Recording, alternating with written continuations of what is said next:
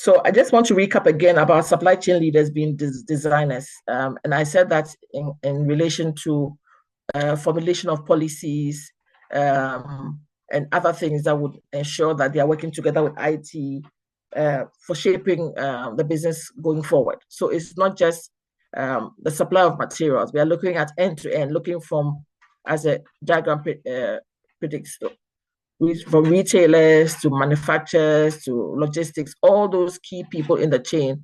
The supply chain leader is looking at all of that to ensure that there's a smooth flow from beginning to end. And they also include their partners. You work with IT if you're using an ERP system like Oracle to ensure that it's giving you exactly what you require to make sure there's a smooth relationship with yourself and the suppliers, and the outputs is clear, and also being able to monitor all of this.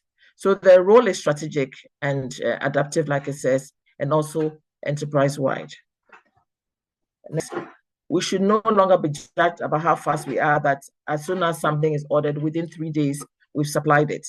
But we should be looking at how we respond to critical things that happen, how resilient we are, forward-looking, planning and advising our user departments that work with us, and making sure that they are getting value for money and the business overall is getting value for money.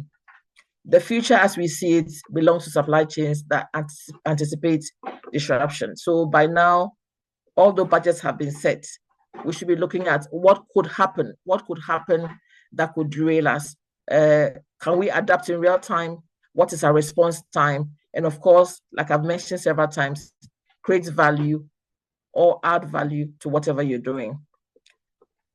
Notwithstanding all that we've said, I believe that one key thing we should look at is developing our people, because the supply chain teams who invest in people today ensure they are attending the right courses and joining webinars like we're doing now, learning, discussing, speaking to vendors, and all of that, working with data, and all of that will be the ones who will survive in 2026.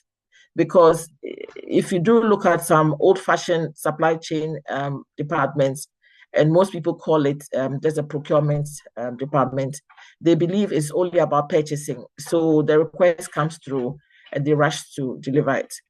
But because it's end-to-end, we're going to ensure that it's delivered safely, cleared on time, right charges are paid, it's stored properly, warehousing is able to release it properly, and on all of the end-to-end, and ensure that we are giving value for money for the business.